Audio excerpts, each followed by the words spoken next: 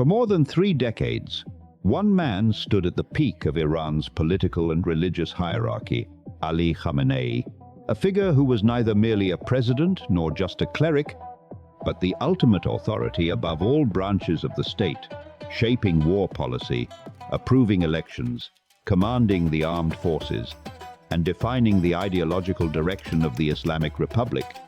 His position as supreme leader was designed after the 1979 revolution, led by Ruhollah Khomeini, embedding a system where religious authority and state governance fused into a single apex of power. And now, with his death, Iran does not simply lose a leader. It confronts a structural stress test of the very framework that has governed it since the revolution, because unlike parliamentary democracies where succession is automatic and symbolic heads of state hold limited power, Iran's supreme leader sits at the center of a tightly interwoven network of military command, judicial oversight, intelligence supervision, media influence, and constitutional guardianship, meaning that the removal of this single node sends ripples through every institution beneath it, from the presidency to the security apparatus. And while presidents may deliver speeches and negotiate abroad, it was the supreme leader who had final authority over strategic decisions, including nuclear policy, regional alliances, and the posture toward adversaries, making this moment not just a transition, but a potential inflection point in Middle Eastern geopolitics.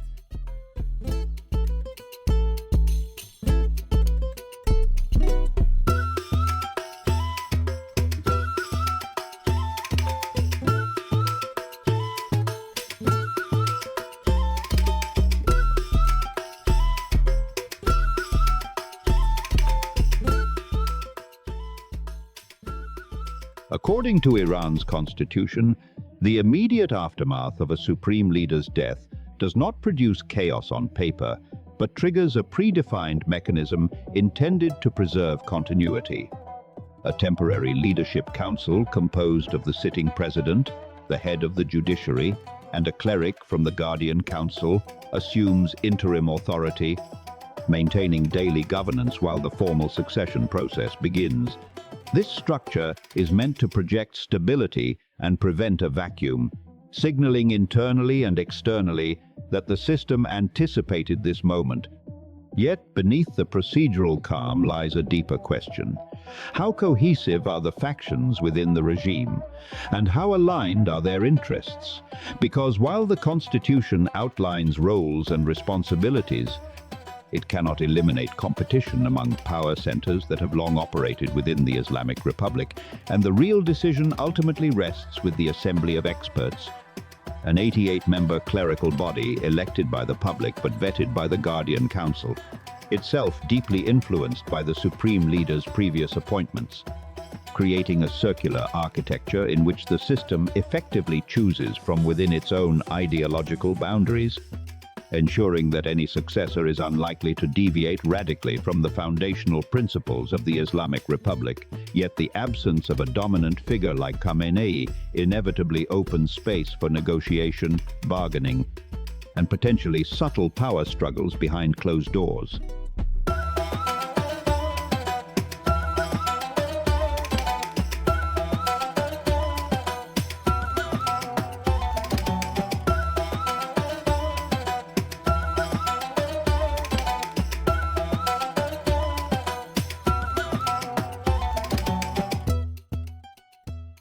The Assembly of Experts is tasked with selecting the next supreme leader as swiftly as possible, but the Constitution does not impose a strict timeline, meaning deliberations could be rapid if consensus exists or prolonged if factions disagree, and this body has historically operated with limited transparency, conducting internal consultations rather than public debates, which reinforces the opaque nature of Iran's succession politics.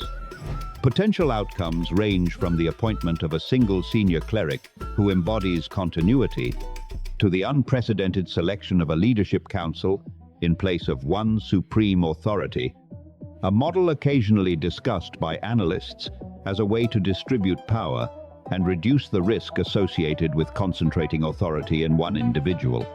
though such a move would itself signal a significant institutional adaptation. Speculation has at times included figures like Ruhollah Khomeini, the late leader's son. Yet any dynastic perception could provoke internal resistance, as the Islamic Republic's founding narrative rejected hereditary monarchy, and thus the assembly must balance ideological legitimacy, political stability, and internal power dynamics when choosing a successor, aware that its decision will reverberate across the region and shape Iran's trajectory for decades.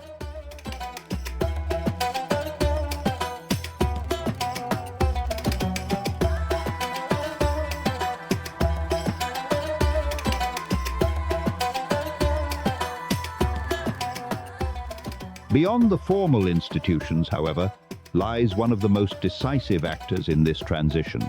The Islamic Revolutionary Guard Corps, or IRGC, a powerful military and economic force established after the revolution to safeguard the regime, which, over time, expanded its influence into intelligence networks, strategic industries, and regional operations.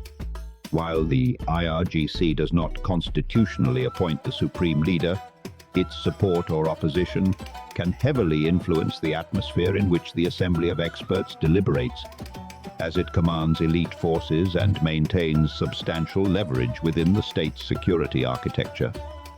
And in moments of uncertainty, military institutions often become guardians of continuity, ensuring that any leadership outcome preserves their institutional interests. This does not necessarily imply a dramatic coup or overt takeover, but rather the subtle reinforcement of preferred candidates, alignment of messaging, and stabilization efforts to prevent unrest. Meaning that even if the succession appears clerical on the surface, strategic considerations from security elites are likely shaping the environment in which that decision is made. Regionally, the implications of this transition extend far beyond Tehran, because Iran's foreign policy posture, from its nuclear negotiations to its alliances and rivalries, has long been centralized under the supreme leader's authority, and any shift in tone or doctrine could alter calculations across the Middle East. Neighboring states, global powers, and non-state actors alike will analyze the successor's background, ideological leanings, and perceived independence, searching for signals about continuity or change. And while many analysts anticipate that the core strategic objectives of the Islamic Republic will remain intact regardless of who assumes leadership, even subtle differences in emphasis can influence diplomatic openings or hardline stances, particularly in periods of heightened regional tension. At the same time, domestic audiences within Iran may interpret the transition through lenses of economic hardship, social reform demands, and generational change, raising questions about whether the new leadership will double down on existing policies or cautiously adjust to evolving realities.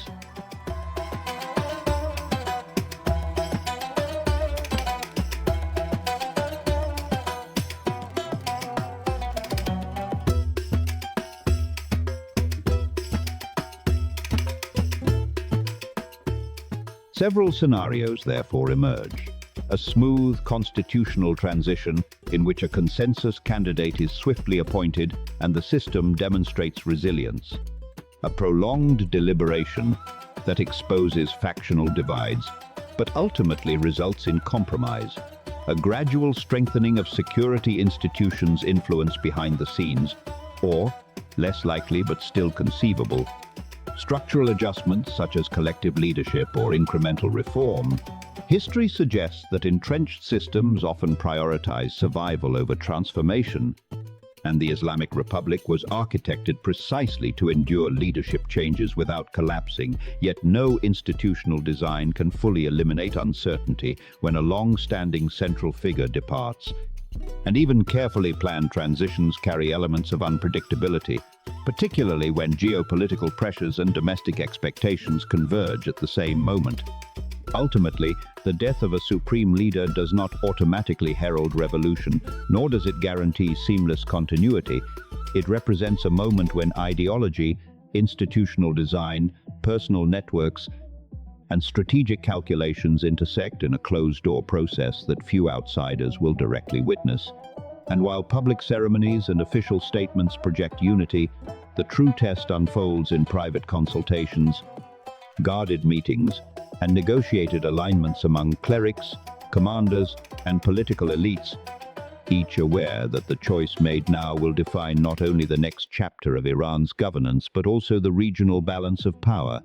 The Islamic Republic was constructed to weather this storm, yet transitions of this magnitude inevitably reshape internal hierarchies and external perceptions, and as the world watches for visible signals, the decisive conversations are likely happening quietly, reinforcing a central truth about systems built on concentrated authority. When the apex disappears, the structure does not instantly collapse, but every supporting pillar must adjust, recalibrate, and prove whether the architecture can truly stand without the man who embodied it. And as we continue to uncover the hidden mechanisms behind global power shifts here on UNXPLAINED, make sure you subscribe to the channel, tell us in the comments where you're watching from, and if you found this breakdown valuable, share this video, like it, and join us for the next deep dive into the forces shaping our world.